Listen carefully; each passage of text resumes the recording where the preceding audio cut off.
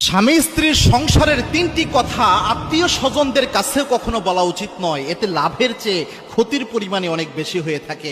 বর্তমান সমাজে অনেক বেশি পারিবারিক যে কলহ হচ্ছে, দ্বন্দ্ব হচ্ছে, বিশৃঙ্খলা হচ্ছে, এর মেন কারণ হচ্ছে এই তিনটা জিনিস অনেকে মানে না, যার কারণেই এই কলহগুলো হয়। স্বামী স্ত্রীর সংসারটা একটা জান্নাতি একটা সম্পর্ক আল্লাহ রাব্বুল আলামিন নির্ধারণ করেছেন।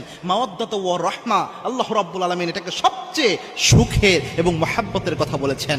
এবং কি আল্লাহ রাব্বুল আলামিন বলেছেন, স্ত্রীকে স্বামীর জন্য, স্বামীকে স্ত্রীর জন্য আমি আল্লাহ রাব্বুল আলামিন এই জন্যই নির্ধারণ করেছি, এই জন্যই আমি আল্লাহ রাব্বুল আলামিন এই জুটিটাকে বানিয়েছি, লিতাসকুনু ইলাইহা, যেন এখানে থেকে প্রশান্তি পাওয়া যায়, যেন মানসিক প্রশান্তি পাওয়া যায়। এজন্য আল্লাহ সম্পর্ক দিয়েছেন। যদিও এই সম্পর্কগুলো নষ্ট হয়ে যায় কিছু ভুল কাজের কারণে। তার মধ্যে এক নাম্বার সাংসারিক যে সমস্যাটা অনেক সময় হয়, স্বামী স্ত্রী চলতে ফিরতে অনেক সময় টুকিটাকে মনোমালিন্য হয়, খুনসুটি হয়ে থাকে।